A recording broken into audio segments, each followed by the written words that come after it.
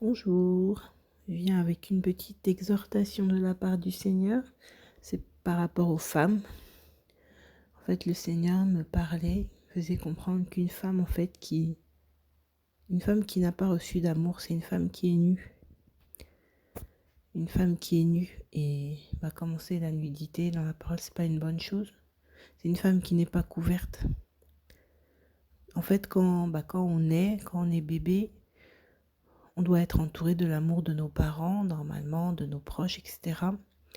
Et malheureusement, pour beaucoup d'entre nous, on n'a pas été forcément couverte comme il aurait fallu, soit par nos pères, par nos mères qui étaient absents, ou même qui étaient présents mais qui n'ont pas forcément fait ce qu'il fallait, soit parce qu'ils n'ont pas voulu, soit parce qu'ils n'ont pas pu, parce qu'on ne donne aussi que ce qu'on a reçu.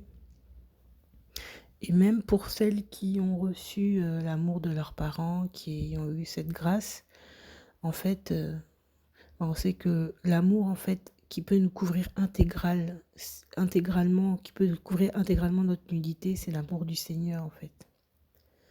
Et souvent, on a grandi, on a été d'abord dans le monde et on a connu le Seigneur après. Et du coup, on est resté nu pendant un temps. Et en fait, pour celles d'entre nous qui ont peut-être, qui n'ont pas reçu l'amour de leurs parents, etc., on a été nus pendant un moment. Et en fait, le Seigneur me faisait comprendre que dans beaucoup de cas, le manque d'amour, en fait, ça a fait que, comme on sait, la femme va chercher de l'amour ailleurs, va chercher l'amour partout parce que la femme a besoin d'être aimée. Dans la parole, le Seigneur dit au mari, le mari doit aimer sa femme. Dans Éphésiens 5, 25, et vous, maris, aimez vos femmes comme le Machia a aimé l'assemblée et s'est livré lui-même pour elle, afin de la sanctifier en la purifiant et en la lavant par le bain d'eau de la parole. Donc en fait, une femme a besoin d'être aimée. C'est un besoin. La femme aussi est un vase fragile. Dans 1 Pierre 3, 7, la parole dit « Vous de même, Marie, montrez de la compréhension dans vos relations avec vos femmes, comme avec un vase plus fragile, c'est-à-dire féminin, les traitant avec honneur comme étant aussi ensemble héritiers de la grâce de la vie, afin que vos prières ne soient pas interrompues. » Donc ça, c'est quelque chose de très important pour la femme. Et malheureusement, quand une jeune fille, une femme et tout, une jeune fille grandit, une femme n'a pas cet amour, elle va le chercher ailleurs. La plupart du temps, elle va le chercher dans les bras des hommes. Et en fait, le Seigneur me faisait comprendre que, en fait, la femme, elle se comporte comme quelqu'un qui a froid. En fait, quand on a froid, on va prendre tout ce qu'on peut, en fait, pour se réchauffer. Et la femme qui en manque d'amour, c'est une femme qui en manque de couverture. Et en fait, l'homme, en fait, le premier homme qui va venir, qui va dire, qui va lui montrer un peu d'intérêt, en fait. Oh, tu es jolie, oh, je t'aime, oh, voilà, des douces paroles. La femme, elle va essayer de se couvrir avec ça. Le problème, c'est que la femme, c'est un vase fragile et que bien souvent dans le monde, les hommes, ils jouent avec ça parce qu'ils en ont conscience, même s'ils ne connaissent pas la parole. Et ils savent très bien qu'une femme qui n'a pas d'amour, qui n'a pas forcément de famille ou quoi, c'est une femme qui a besoin, qui est dans le besoin en fait. Elle peut avoir de l'argent, elle peut avoir tout, mais une femme qui n'a pas d'amour, c'est une femme dans le besoin. Et du coup, ils vont lui proposer des miettes et elle va accepter parce qu'elle n'a pas d'amour, elle a besoin de cet amour. Et souvent, on a été blessé dans le monde parce que voilà, on a fait confiance à un homme. Il nous a dit qu'il nous aimait, voilà, il nous a promis monts et merveilles. On s'est dit, voilà, enfin je vais être couverte. Alors on s'est mis sous sa couverture. Et puis cet homme aura pris ce qu'il voulait. Et puis paf, il aura retiré la couverture. Le truc, c'est que cette couverture, en fait, c'est comme une seconde peau. Et pour la femme, c'est un peu comme une seconde peau. Et maintenant, imaginez, on vous arrache votre peau comme ça. On n'arrive pas, on vous arrache la peau, mais c'est une douleur extrême. Déjà, on voit que même quand on s'arrache un petit bout de peau, on a mal. Imaginez, on vous arrache votre peau, ça fait extrêmement mal. Et pour la femme, en fait, c'est ça. Et pour beaucoup de femmes, ça s'est répété plein de fois. Tu fais confiance à un homme, il te déçoit. Bon, tu te remets difficilement, tu refais confiance à un autre homme, il te déçoit. Et comme ça, comme ça, comme ça. Et le problème, c'est qu'on est déjà fragile à la base. Donc imaginez un vase fragile maintenant, qui est fissuré, fissuré, fissuré de partout. Il y a des morceaux qui sont cassés. C'est pas facile. Et en fait, un vase qui est fragile, c'est quelque chose qui doit être manipulé avec précaution, qui doit être manipulé avec extrêmement de précaution. Et déjà, les femmes, on a un problème avec ce terme des fois, fragile. Mais il faut savoir que c'est un terme qui est utilisé dans la Bible, donc ça veut dire que fragile, c'est pas péjoratif dans la bouche du Seigneur, ça peut pas être péjoratif, ça peut pas être une insulte, ça peut pas être une mauvaise chose. C'est que le Seigneur nous a créés comme ça, et c'est tout. On doit l'accepter, on est des vases fragiles. Ça veut dire que le Seigneur, il fait attention à nous, que celui qui doit être notre mari doit faire attention à nous, que nous-mêmes, on doit faire attention à nous. Parce qu'un vase fragile, si tu as un vase fragile dans ta maison, par exemple un vase de cristal vraiment léger, tu vas pas le mettre entre les mains de n'importe qui. Tu vas pas laisser ton enfant jouer avec. Tu vas pas laisser, je sais pas, n'importe qui le manipuler. Tu vas faire très attention. Tu vas le mettre dans un endroit où il risque pas de tomber. Tu vas le mettre dans un endroit où il risque pas d'être bousculé. En fait, et en fait, prenons conscience donc que nous sommes des vases fragiles. Et en tant que vase fragile, déjà, j'aimerais parler à mes sœurs, vraiment. Un vase fragile, comprenons qu'on ne doit pas se confier à n'importe qui. On ne peut pas confier un vase fragile à un enfant. Donc, quand tu as l'âge où tu dois aller te marier, par exemple, eh ben, le frère qui doit être ton mari, ça doit pas être un enfant. C'est pas parce que peut-être il a les belles paroles, parce que peut-être même il prêche bien, ou je sais pas, il est beau, je sais pas, peu importe, mais s'il n'a pas une certaine maturité dans le Seigneur, si c'est pas un homme fait devant le Seigneur, un homme selon le cœur du Seigneur, tu peux pas aller te confier à lui. Quand bien même le Seigneur t'aurait dit c'est ton mari, peut-être le Seigneur a encore besoin de le former, il faut pas forcément se précipiter. Et c'est pareil, j'aimerais dire aussi à mes frères que il faut pas, à mes frères, à mes jeunes frères surtout, faut pas se précipiter, le mariage c'est pas une compétition. Si vous n'êtes pas stable, que ce soit spirituellement d'abord premièrement, mais aussi mentalement. Et si vous n'avez pas une certaine maturité, je dirais matérielle, on ne demande pas forcément d'être riche, voilà, etc. Mais une certaine stabilité, il ne faut pas s'engager dans le mariage. Parce que la femme, elle est fragile.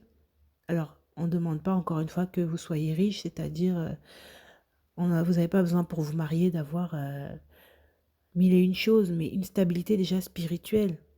Une stabilité dans le caractère, une certaine stabilité, c'est-à-dire que le Seigneur vous aura déjà travaillé.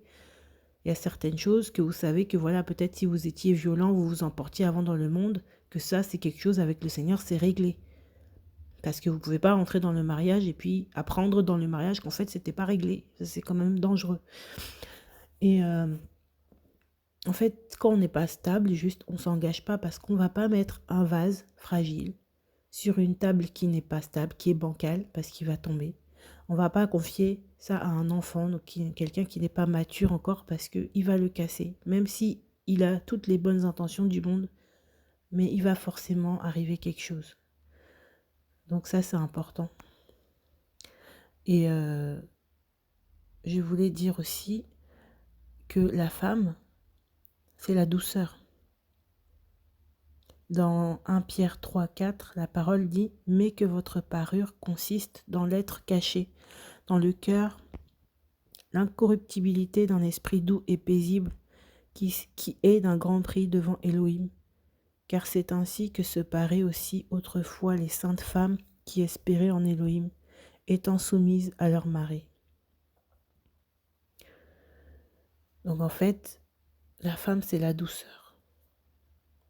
Et justement, à cause des blessures, des choses qui ont pu se passer, même en étant en Christ, hein, mais il y a des sœurs, des fois, elles sont pas totalement guéries. Et en fait, elles sont plus des vases fragiles.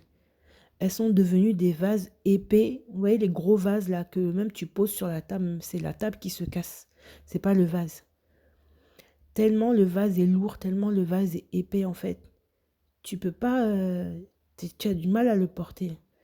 Et ben il y a des femmes qui sont devenues ce genre de vase. C'est-à-dire ces femmes qui ont un grand gros caractère là, ces femmes irascibles, ces femmes que tu peux rien leur dire, les femmes qui ont tout vécu, qui ont tout connu, que vraiment elles sont arrivées quoi. Parce que pourquoi? Parce que pour beaucoup, bah, justement, elles ont tellement été fragilisées à un moment, elles n'avaient tellement pas de couverture qu'à un moment donné, elles ont décidé de se couvrir elles-mêmes. Elles ont trouvé des solutions pour se couvrir. Je sais pas, c'est comme si une femme, elle avait été se couvrir, elle avait froid, elle s'est dit, elle n'a pas trouvé de couverture, rien. Elle s'est dit, bah, je vais aller me plonger dans un bain de plâtre. Je vais sortir, ça va sécher. Et quand ça va sécher, ça va être tellement dur que je serai protégée des intempéries, le vent, la pluie, tout. Au moins, comme je serai couverte par ce plâtre-là, ça va pas me toucher. Le problème, c'est que du coup, elle est devenue dure, cette femme-là. Et il y a beaucoup de nos sœurs qui sont dures encore. Qui sont dures, mais qui vont se dire non, c'est mon caractère, c'est comme ça que je suis, c'est une bonne chose, moi je me laisse pas masser sur les pieds, je suis indépendante, etc., etc. Mais c'est pas une bonne chose parce que la parole dit que la femme, c'est un vase fragile. La femme, c'est la douceur et c'est comme ça. On doit rester des femmes, des vases fragiles. Un vase fragile dans la bouche du Seigneur, encore une fois, ce n'est pas péjoratif. Et un vase fragile, quand on regarde un vase, ça reste quand même quelque chose de ferme. C'est quand même un contenant qui peut contenir de l'eau. Donc c'est quand même quelque chose de ferme, mais il reste fragile dans la main de celui qui le tient. En fait, c'est ça. Et il peut aussi être ébréché au moindre mauvais geste. C'est ça, en fait, que la parole veut dire. Parce que oui, on sait très bien que nous, les femmes, souvent, bah, c'est les sentiments, c'est le sentiment. Nous, les femmes, voilà, des fois, une mauvaise parole, un mot de travers, ça peut nous blesser intérieurement, alors qu'un homme, peut-être, lui, ça va lui glisser dessus parce qu'il n'est pas dans ça, en fait. Mais nous, paf, ça va tout de suite nous ébrécher un petit peu, là. Et si on ne fait pas attention, tout de suite, ça prend des proportions énormes. Et il y a beaucoup de femmes, en fait, qui sont tellement dures. Et c'est pas bien, parce qu'une femme aussi, comme ça, qui rentre dans le mariage, c'est elle qui va casser son mari. Parce que le mari, lui aussi, il a été fait pour tenir sa femme qui est un vase fragile, pas pour tenir un vase lourd. Et il y a des maris, même le vase est tellement lourd qu'à un moment donné, ils posent ça et ils disent ok, ben fais ce que tu veux. Et c'est même pas une bonne chose parce qu'au final, ça crée des Jézabel dans la maison. Au final, il la pose là et puis il dit vas-y, c'est bon, débrouille-toi. Donc du coup, la femme, elle fait ce qu'elle veut. Elle, c'est elle qui commande, c'est elle qui dirige, c'est elle qui fait tout. Et c'est pas bien. Parce que du coup, l'homme, il perd sa place. Parce que le mari, c'est le chef. Et le mari doit rester le chef. Maintenant, s'il y a des sœurs qui sont déjà rentrées dans le mariage et qui ont ce caractère, mais le Seigneur est toujours présent, le Seigneur fait grâce et le Seigneur nous travaille toujours de toute façon. Donc, mais le Seigneur, il va briser en fait, parce que si on ne se laisse pas faire, il va briser ces caractères-là. Donc, c'est ça, il faut vraiment rester fragile, ce vase fragile, tout en ayant cette fermeté qui peut contenir l'eau, qui peut contenir la parole et qui ne laisse pas s'écouler la parole, c'est-à-dire qui a un cœur pour le Seigneur tout simplement. On doit avoir ce cœur pour le Seigneur. Et avant de chercher un mari, on doit être assuré qu'on a le Seigneur en nous. Donc qu'on est couverte intégralement par l'amour du Seigneur, parce qu'il n'y a que l'amour du Seigneur qui peut nous couvrir intégralement. Avec le Seigneur, on est assuré d'avoir cette couverture intégrale, que notre nudité, elle est couverte à 100%, à 1000%. Parce qu'il n'y a pas plus grand amour que lui. Parce que même si notre mari peut nous aimer comme il veut, mais le Seigneur, c'est lui seul qui nous a sauvés, qui a donné sa vie pour nous. C'est lui seul qui est là pour nous en tout temps. Ton mari peut être là, il peut même ne pas te comprendre. Tu peux être à côté de lui, tu souffres comme pas possible, mais lui, il est peut-être dans ses problèmes ou dans son truc, il comprend pas, mais le Seigneur, lui, te comprend. Le Seigneur, lui, te voit dans tes faiblesses, dans ta souffrance. C'est lui qui te pardonne à chaque fois. C'est lui qui t'a sauvé, c'est lui qui t'a aimé, c'est lui qui t'aimera encore le dernier. Donc avant toute chose, on doit s'assurer d'être couverte dans l'amour du Seigneur totalement, de se laisser aller à l'amour du Seigneur. De pas avoir, parce qu'il y a des femmes aussi, elles ont le cœur dur, même se laisser aller à l'amour du Seigneur, c'est compliqué. Parce qu'elles font tellement pas confiance que elles ont du mal à se lâcher dans les mains du Seigneur. Donc ça, c'est important. Maintenant, une fois qu'on a cette couverture, assurons-nous que, si on n'est pas déjà marié, que le mari qu'on va avoir puisse être un mari vraiment qui est un homme vraiment selon le cœur du Seigneur, afin de nous aimer comme la parole lui dit, à savoir comme le Seigneur, même s'il ne sera pas parfait, hein, ça c'est sûr. Et si on est déjà marié, bah, j'espère pour celles qui sont mariées que c'est le cas, mais si ce n'est pas le cas, le Seigneur est encore capable, ça on lui fait confiance. Mais vraiment, je veux encourager, nous les femmes, à, à comprendre en fait, pour toutes celles qui ont été blessées, pour toutes celles qui peut-être ne sont pas guéries totalement, nous laisser guérir par le Seigneur, parce que c'est important, parce que sinon nous-mêmes, on va se casser nous-mêmes en fait, on va se briser nous-mêmes. On va se briser nous-mêmes parce qu'il y a des femmes, elles sautent en fait, elles sautent d'homme en homme. Et en fait, comme on est des vases fragiles, bah, on risque de se casser nous-mêmes. Il y a des femmes, elles n'arrivent pas à faire confiance, donc dès qu'un frère approche, elle avance un peu, elle recule. Après, elle va vers un autre homme, elle avance un peu, elle recule. Au final, elle se casse elle-même. Juste faisons confiance au Seigneur. Le Seigneur n'a pas besoin qu'on soit parfaite, mais le Seigneur a besoin qu'on se laisse aller dans ses mains pour pouvoir nous modeler. Et ayons confiance que même si on est des vases fragiles, le Seigneur prend soin de nous. Le Seigneur, c'est lui qui nous fortifie. C'est lui qui nous protège. Si on a eu des brèches, des blessures, des fissures, c'est lui qui répare. Il est le réparateur des brèches, il est le réparateur de toutes choses. C'est lui qui nous façonne, qui nous fortifie. Donc vraiment, ayons confiance en Elohim. Et restons des femmes douces, vraiment, je veux encourager mes sœurs à être des femmes douces. On doit être douce. Faut arrêter de trop parler, faut arrêter. Oui, mon mari, il fait pas ça, du coup, c'est moi qui vais le faire, je sais pas quoi. Non, ton mari, il fait pas, ben, mets ça entre les mains du Seigneur et laisse-le parce que peut-être il fait pas, il sait pourquoi. Et même s'il sait pas pourquoi, c'est pas grave. S'il doit faire, le Seigneur va lui parler. Et s'il n'écoute pas le Seigneur aussi, après, il verra avec le Seigneur, mais ne prends pas la place de ton mari. Ça, c'est un grand péché devant le Seigneur, vraiment, parce que le Seigneur a mis l'homme devant la femme. C'est pas pour que la femme prenne des prétextes, des excuses. Ouais, non, mais comme il fait pas, moi je fais. Non. Le Seigneur n'a jamais dit femmes, soyez soumises à vos maris seulement si ils font les choses, seulement si ils prennent leur place, seulement si non. Il a dit juste femmes, soyez soumises à vos maris selon le Seigneur. Selon le Seigneur, bien sûr. Donc, il ne faut pas prendre des prétextes aussi, dire ouais, non, moi je fais les choses parce que je trouve que mon mari, il les fait pas bien, ou il les fait pas comme je voudrais, ou il les fait pas à temps. Non. Il y a des choses, ça reste la responsabilité du mari, pardon, et c'est tout. Et devant le Seigneur, c'est comme ça. Et si tu prends sa place, même si toi tu trouves qu'après les choses, tu les as bien faites, mais parce que tu as pris la place de ton mari, aux yeux du Seigneur, tu as tort, c'est tout. Tu as tort. Donc faisons attention de garder nos places. La femme a sa place, le mari a sa place. Faisons attention de garder nos places. Donc voilà mes sœurs, j'espère que ce petit encouragement vous aura fait du bien. Moi en tout cas, le Seigneur m'a béni vraiment, il m'a vraiment enseigné par rapport à ça. Donc je bénis le Seigneur, voilà. Soyez bénis mes sœurs, soyez bénis mes frères, à ceux qui ont écouté aussi.